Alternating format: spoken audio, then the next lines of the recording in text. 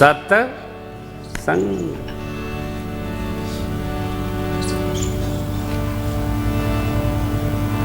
कहते हैं लोग कलयुग है, सत्य से काम नहीं चलता। नहीं चलता होगा। झूठे आदमी का सत्य से लेना ही देना क्या होता है? जिसका चलता है उसका सब युग में सत्य से चलता है। और मेरी आप सभी श्रोताओं से भगवत साक्षी प्रार्थना है, किसी के लिए भी, अपने लिए भी, अपनों के लिए भी असत्य का संग न किया जाए। क्यों? सत्य का साथ ही साक्षात नारायण है। इसलिए भगवान का एक नाम है सच्चिदानंद, सत्य नारायण। कौन सत्य? तो नारायण। सत्य सार्वभौमिक सत्ता है, अपरिवर्तनीय है। सत्य प्रकाश स्वरूप है। सत्य को गवाह की आवश्यकता नहीं पड़ती है। सत्य अक्षुण्ण है। सत्य शाश्वत है। आज भी जो लोग सत्य बोलते हैं ना, कहते हैं देखो मैं तो किसी से डरता नहीं, चाहे जो मैं तो मुंह पे कह दूंगा। लेकिन ऐसे बंधुओं से मेरी प्रार्थना है कि ऐसा सत्य भी न बोला जाए कि कोई उठ के सभा से चला जाए। हम आपसे सत्य कहेंगे लेकिन कदापि आपको बुरा नहीं लगेगा। आपको मैं उदाहरण भी दे रहा हूं। जब कोई असत्य बोले तो उसको ये न कहिए कि आप झूठ बोल रहे हैं, साफ कहिए आप सत्य नहीं बोल रहे हैं। आधे घंटे बाद उसको समझ में आएगा कि मैं क्या कह रहा था। आप झूठ बोल रहे हैं और आप सत्य नहीं बोल रहे हैं, दोनों इज इक्वल टू एक ही है। आप झूठ बोलते हैं, आदमी को बुरा लग जाएगा। आप सत्य नहीं कह रहे हैं, आदमी सोचेगा तब बुरा लगे, तब तक आप वहां से चले जा चुके होंगे। सुभाषित की आज्ञा है, सत्यम ब्रूयात् प्रियम ब्रूयात्, न ब्रूयात् सत्यम अप्रियम। सत्य बोलिए, प्रिय बोलिए, अप्रिय सत्य कदापि नहीं बोलना चाहिए। क्यों बोलना? क्यों? मानस में कहीं भी आपको अप्रिय सत्य का दर्शन नहीं होगा। आप सुंदरकांड पढ़ते होंगे। सुंदरकांड भारतवर्ष में 80 करोड़ जो सनातन आबादी है ना, उस 80 करोड़ की जनता में लगभग 40 करोड़ लोग सुंदरकांड पढ़ते हैं। ऐसा हमको पता चला है। भगवान करे पढ़ना चाहिए, और पढ़ते हैं तो समझते भी होंगे। लेकिन मैं आपको एक प्रसंग दर्शन कराऊं, दर्शन करिए। विभीषण जी हनुमान जी महाराज से मिलने पर कहते हैं, अब मोहि भा भरोस। क्या? बिनु हरि कृपा मिले ही नहीं। अब मुझे भरोसा हुआ कि भगवान की मेरे पर कृपा है। श्री हनुमान जी ने इसका विरोध नहीं किया, लेकिन विभीषण जी की बात सुनकर श्री हनुमान जी ने क्या कहा ये देखिए। सुनहु विभीषण प्रभु कै रीति, करहि सदा सेवक पर प्रीति। हनुमान जी ने ये नहीं कहा कि आप गलत हो। क्या कहा? श्री हनुमान जी कहते हैं भगवान का ये स्वभाव है कि जो उनकी सेवा करता है उस पर वह प्रेम करते ही है। और आगे जब श्री भगवान कहेंगे तो वो और अद्भुत है। श्री हनुमान जी कहते हैं अपने सेवक पर भगवान प्रेम करते,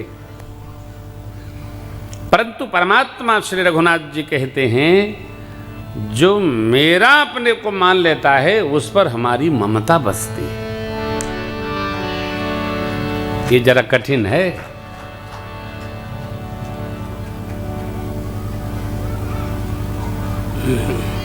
कवि सम्मेलन में ताली बजाओ तो कभी लोगों का आह्लाद हो जाता है, ताली न बजना तो कभी लोग कहते हैं बार बार इस अंतिम पंक्ति पर हम आपकी दाद चाहेंगे। आजकल कथाओं में भी हो गया है, और कई बार तो आनंद के विषय में ताल बजे तो अच्छा लगती है, कई बार तो चक्रवर्ती महाराज का मरण प्रसंग हो तब वो छोटा ताली बजा देते। ये नहीं लगता है कि क्या, उनको ये पता है कि ऐसा जब बोलेंगे तो ताली बजनी चाहिए। अरे बात को समझो तो। भगवान कहते हैं सबके प्रिय सेवक यह नीति रीति परंपरा। नीति रीति एक बात है, मोरे अधिक दास पर प्रीति। दास कौन है? जिसका भगवान को छोड़कर कोई नहीं है। सोवनन्य जाके असी मति नट रही हनुमन, मैं सेवक सचराचर रूप समामी। चर्चा करेंगे इस विषय में। विभीषण जी के लिए हनुमान जी ने कहा कि आप यहाँ भजन तो बहुत करते हैं लेकिन भगवान की सेवा में कोई आपकी गति नहीं है। बात वही है, घुमा दिया श्री हनुमान जी महाराज ने। हम यह निश्चय करें कि हम भगवान का भजन करते करते करते करते कौन सी सेवा भगवान की करते, सेवा करते हैं क्या? यदि हम भगवान की सेवा करते हैं तो आप निश्चित मानिए भगवान की हमारे प्रति ममता अवश्य हो। दास की इच्छा नहीं होती, सेवक तो कुछ चाहता भी है हो, दास की इच्छा नहीं होती, क्योंकि दास की इच्छा वो है जो उसके स्वामी की इच्छा है। दास इच्छा रहित तो होता है। लक्ष्मण भैया भगवान के दास हैं, श्री हनुमान जी भगवान के दास हैं, भरत भैया भगवान के दास भाव के भक्त हैं। कोई इच्छा नहीं।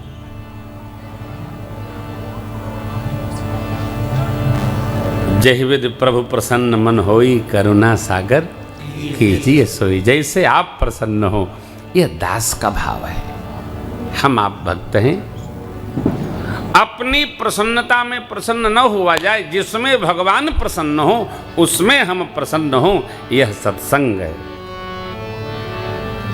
भगवान जिसमें प्रसन्न हो उसमें हमारी प्रसन्नता है, हमारी अनन्यता है। दास अनीह होता है, क्यों? भगवान भी अनीह है। आप समझिएगा, जगत के व्यवहार सेठ की सेवा करो, जो अपने खावे उसमें से कुछ अवश्य भेंट करे, और जब जगत की स्वामी की सेवा हम करेंगे तो स्वामी का भूखा मारेंगे क्या? स्वामी जैसे अपने रहते हैं वैसे सेवक को भी रखते। मेरे प्रभु, आप कोई सेवा करो, कीर्तन करो, यजन करो, भजन करो, दर्शन करो, परिक्रमा लगाओ, भगवान उसके अनुकूल अपने भक्त की मर्यादा भगवान स्वयं बना देते हैं। यह जानकर, यह मानकर, यह समझकर सविश्वास हम आप इतना ही मान लो, और कुछ न मानो। विभीषण जी क्या भगवान से राज लेने आए थे? भगवान के श्रीमुख वचन है, यद्यपि सखा तब इच्छा नहीं, लेकिन मैं क्या करूं, मोर दरस अमोघ जगमाई।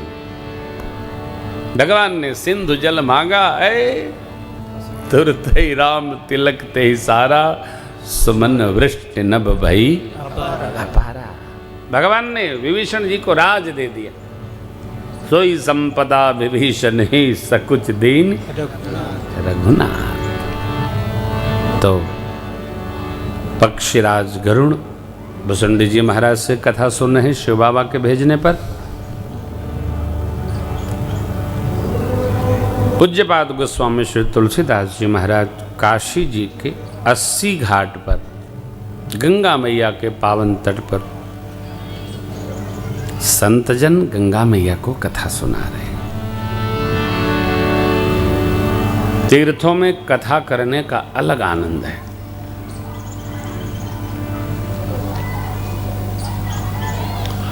इस बार भाई जी राम जन्म की कथा हम मुक्ताकाश में करेंगे, अयोध्या जी में, खुला मंच।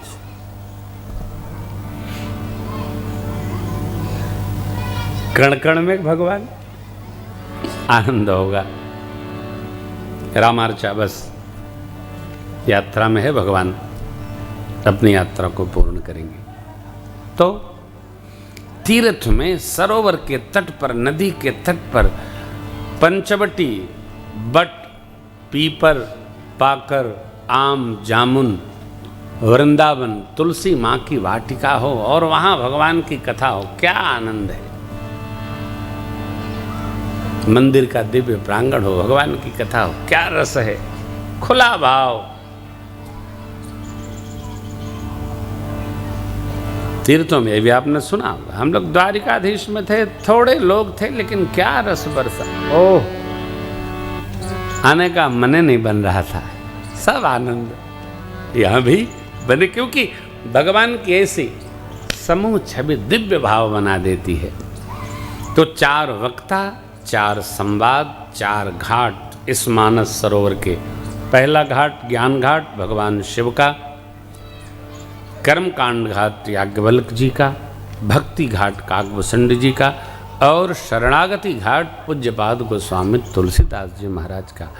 4 घाट, 4 वक्ता, 4 प्रकार। देखिए, कथावाचक, कथाकार उसकी जैसी चेतना होती है वैसी कथा सुनाता है। श्रोता, व्यवस्था, यजमान जिसकी जैसी चेतना होती है वैसी कथा समझ में आती है।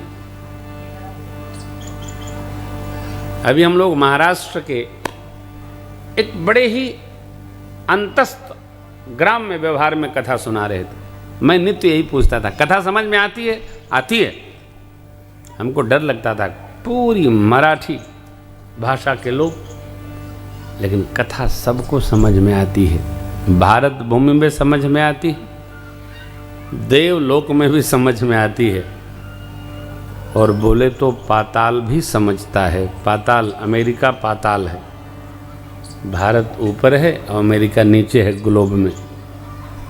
तो पाताल, देवलोक और मर्त्यलोक, तीनों लोक में भगवान की कथा समझी जाती है, गाई जाती है और सुनी जाती है। जिसकी जैसी चेतना हो वैसी कथा समझ में आ जाएगी।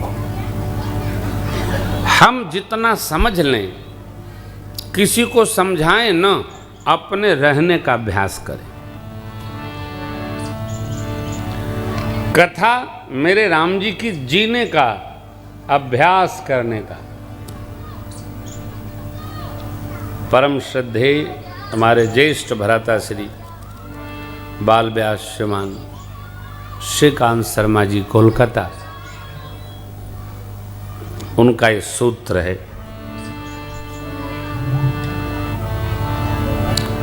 रामचरित्र जियो, कृष्ण चरित्र का रस पियो।